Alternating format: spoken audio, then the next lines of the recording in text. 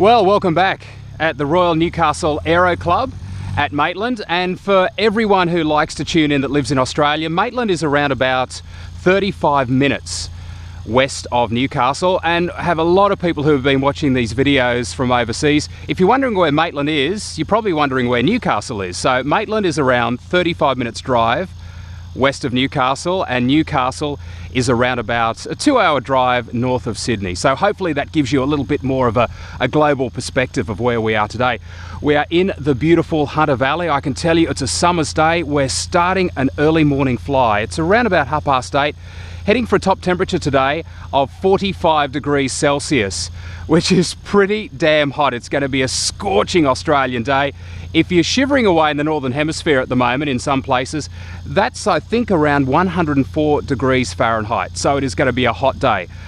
One of the reasons we want to get it done early is because it is very, very hot being on the tarmac and the apron of the airport, but a really hot summer's day in a light plane makes it just that little bit more bumpy. So we're getting in early and getting out of the way before the heat of the day. Now, this is my first seat back in the aircraft for around about 6 weeks. If you follow me on Facebook, you'll know that 6 weeks ago I had a nasty little accident on my dirt bike, cracking 3 ribs and doing some other damage. So I've been pretty sore and sorry for myself. Chief Flying Instructor Phil Unicum, he's going to be along in a little while, wouldn't let me get in the plane. Obviously I don't have free movement. I was in a lot of pain, so strapping myself into the plane wouldn't have been the best thing to do. One of the things I do get asked by a lot of people about wanting to learn to fly, and so many of you have sent me emails or text messages or bumped into me in the street and said, Todd, learning to fly is on my bucket list, but I'm really concerned about safety of small planes. They are very, very safe. Statistically, flying is safer than driving. But what I thought we might do today is get you to give me a hand to do something that every pilot does before every flight of every light plane. And it's called a pre-flight check. And basically what it means is walking around the plane, having a look to make sure everything is okay. And this is the plane that you'll be giving me a hand to pre-flight today. The Cessna 172, Romeo November X-ray, RNX. Now, the design of this plane has been around since the late 50s. It truly is an amazing design. It is so simple, it is so safe. It's a major workhorse of the training fleet right around the world, and there are literally tens of thousands, probably hundreds of thousands of these particular planes in operation today. So, Romeo November X-ray, what do we do before we fly? First off, we're going to walk around. Now, general rule of thumb, where you begin your pre-flight check on the outside of the plane is where you end it. And one of the great reasons for doing that is you never miss one of the points of checking. So where you start, you end, and you know you've gone right around the plane. Just as one of the other Cessnas, that's a Cessna 152. I don't know whether you can see that taking off because the camera, the GoPro, is mounted on my head today, so I can't actually see what you're seeing, so I'm kind of hoping we're pointing in the right direction. Okay, so let's get started with the hands-on pre-flight. First off, we're going to start on this side of the aeroplane, the static port. That controls the altimeter. And what we need to check with this little device is that there is nothing blocking that little hole. It's clear, it's fine. Moving up to the wing, this particular piece of equipment is called the pitot tube. That controls the airspeed, which you'd imagine is really important. You want to know how fast you're going in the plane. We've taken the cover off it, and we're also making sure that this little hole at the end of the pitot tube is free of any debris. Jumping quickly across the wing, this is our stall warning indicator. Again, we need to make sure that that is unencumbered and free of any debris. All right, we get very hands-on with the aeroplane, and as you know, it is a working aeroplane. There are insects on the ground, there are insects in the air, and they often come off second best when they come into contact with the aeroplane. So we've got a few bugs that have decided to end their days on the leading edge of this particular wing. So moving along, we are very hands-on. We are checking for any dents or chips which may be in the wing. Landing lights and navigation lights here. We need to make sure that this cover has not been cracked or broken. The lights look okay. Moving along the wing, as I said, we do get very hands-on. Getting to the wingtip, we're keeping an eye on the navigation lights to make sure that they are not broken or cracked and all appear to be in working order. What we do then is just basically put our hand on the tip of the wing and just give the plane a little bit of movement just to make sure everything feels firm and nothing is loose, nothing is rattling. Moving around to the trailing edge of the wing, we have two flaps, for want of a better term. But this particular flap is called the aileron. And what we're checking with the aileron is that the movement is free and full. So very gently, we just pull the aileron down, and you'll notice, if you can see the other side of the aeroplane, as I pull this aileron down, the other aileron goes up. Moving this aileron up, the other aileron comes down. What we do now is we have a look in the underside of the aileron. We need to make sure, again, we're checking for any possible chips or damages. We're looking at rivets to make sure they are in good condition. And we're also looking for any of the connectors to make sure that they have free movement. On this particular aileron, everything looks fantastic. We have a bit of a look just to make sure as well. You do get very hands-on with these small aeroplanes. This flap is actually the flap, and what we've done when we came out and opened the aeroplane this morning, we've brought it down into the full down position. What you'll notice here again, we're looking for any possible problems, maybe any popped rivets. Everything looks a-okay. Again, I'm 6'2", so I make sure that I don't bang my head or bang your head at this stage. Again, we're looking at the bottom of the flap. Everything looks a-okay there. We have a look at the hinges. Everything looks good, and again, the movement's nice and free. Okay, now we're moving along the side of the aeroplane. Again, the static port. The thing we're looking for here is any obvious damage that may have been done by stones being thrown up during taxiing, takeoff or landing. The cargo door, the baggage door, we're making sure that is closed. We're looking at the rivets again, making sure there is no signs of rust, that there are no popped rivets. Getting down, having a little bit of a look under the plane, everything looks really, really good. Rivets look okay, no damage to the underside. All right, this brings us around to the tail of the plane. It does have proper aeronautical terminology. This is the horizontal stabilizer, and this, which a lot of people call the tail, is the vertical stabilizer. This particular flap, for want of a better word, is called the elevator. And again, what we're looking for, very, very gently, you never yank these particular pieces of equipment around. I'm looking for free and full movement, which we are getting here at the moment. I'm also having a look at the top to make sure the rivets are in good condition. Jumping down, bending down with these still cracked ribs, feels fantastic. Having a look to make sure that the rivets are okay. Again, there's no sign of damage. Moving across to the other elevator, again, full and free movement. Having a bit of a look to make sure everything is okay, looking for the rivets, having a look underneath again. Everything looks very, very good. This particular little trim tab is the trim tab. We'll explain that at a later date. This is the rudder. Again, we'll do the same thing with the rudder. We're having a look to make sure all the rivets are okay. We're looking to make sure that there are no stone chips. Again, very, very gently, full and free movement of the rudder. We're also having a look down here to make sure all the equipment looks okay. The hinges, the nuts, the bolts, and of course the line. No signs of rust, no signs of fraying. Moving across to the other side of the plane, we will do exactly the same thing that we did on the other side. We'll jump down and we'll have a look. Rivets look okay, no obvious damage. Moving across to our flap, again, down, looking good. Rivets look okay, coming into the underside without banging our head again. No signs of rust, no signs of cracking, no signs of damage, and we have free movement in the connectors. To our other aileron, again, full and free, gentle movement. No popped rivets, top looks in good condition. Again, we turn around and we have a look. Hinges look okay, connectors look okay, and we've got movement. Around to the other wing, again, navigation lights, everything looks great. Gentle hand on the wing. Moving along again, apart from a few dead bugs, the wing looks fine. Okay, this brings us to the front of the aircraft.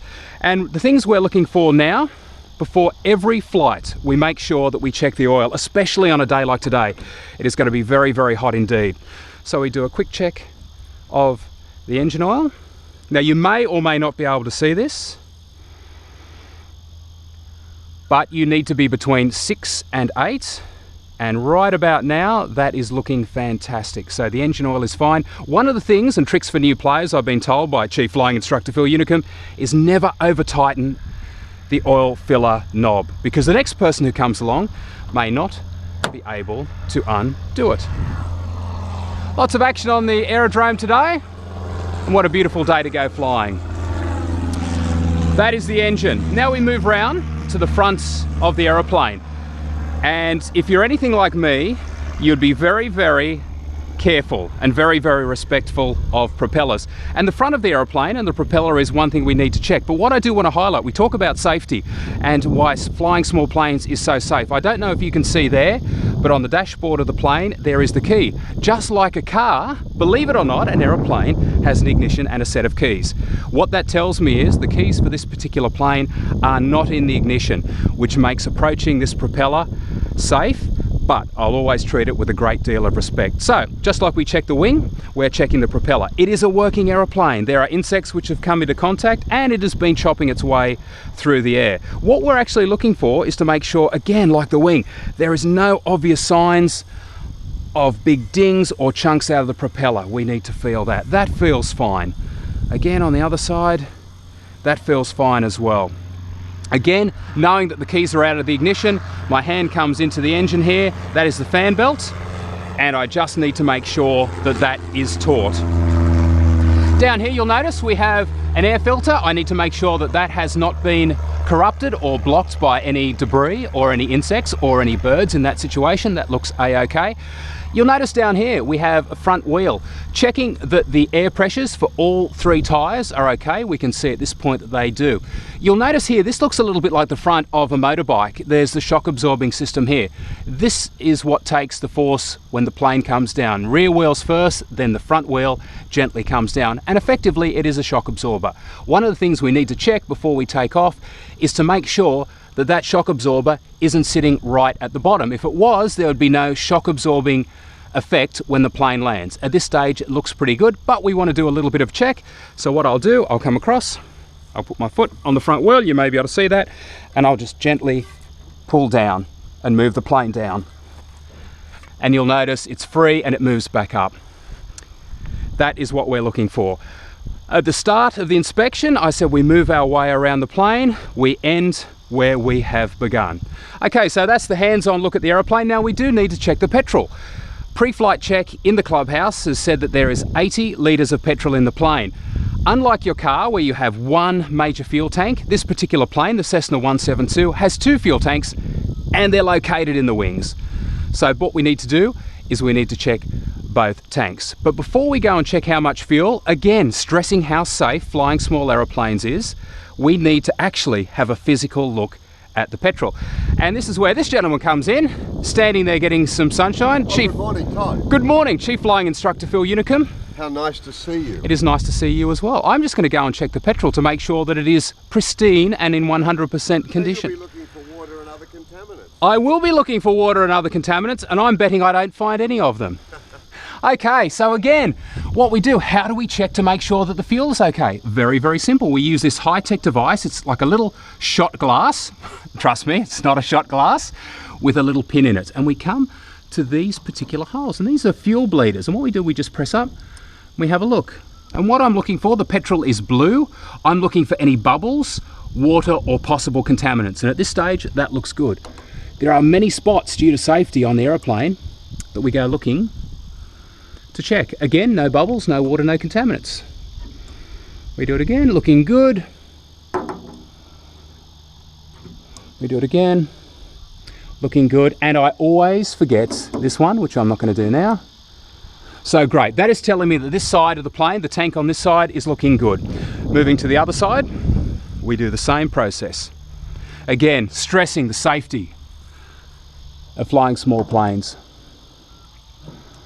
Looking good. Looking good. You don't need a lot of petrol into this little cup to show contaminants. It's amazing, the smallest amount. If there's water, it will show up very, very quickly. Looking good. And looking good. Chief Flying Instructor Phil Unicum, would you say that is looking good? Well, if we've got water, we sink to the bottom. And that looks fantastic. It does, nice and clear and bright, and the colour's correct too. Sometimes we get bacterial plumes sending the fuel a yellowy colour. Okay. That's looking good. It's starting to get warm. We've got around about 30 degrees right now. We want to get in there. Can you come and give me a hand? Normally I'd have to do this myself, but Phil is actually going to help me out today. He's only doing it. He's going to come around to this side for me. He's going to come around to this side for me. Here's one we prepared earlier and give me a bit of a hand. Normally I'd be doing this myself. Can I take that and we'll explain what that is? Would you like to? I'll hop on up there. Now, this is the old-fashioned way of checking how much fuel we have in the aeroplane. Can I pass you that fuel? Thank you. And I'll move around to the other side. As I mentioned before, according to the paperwork, there were 80 litres of fuel in the plane, but we are manually going to check that today. So, we hop up on the plane, and how do we check it? Well, we check it with an old-fashioned dipstick. Speaking of which, Phil Unicum. There's your old-fashioned dipstick. I was wondering who the dipstick was there. And it requires no batteries. No? It is really old school, isn't it? It's just simply a piece of wood. Yeah, it's wooden, so that way the fuel will just quickly soak into it and show up on the graduation. So I'm going to put it right at the back of the tank. Let's have a look. It's telling me that I have about 30 litres in this side. I'll do that again. 30 litres in this side.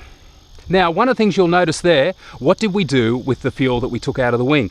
There's nothing wrong with it. Number one, it's nasty stuff, and number two, it's very expensive. There are no contaminants. We're not going to throw it on the ground. We're not going to throw it away. Simply, Phil will put it straight back into the fuel tank. I'm dropping the gauge down, the dipstick down to have a measure. In the sunshine, it's often a little bit hard to read, so it doesn't take a couple of seconds to have a read.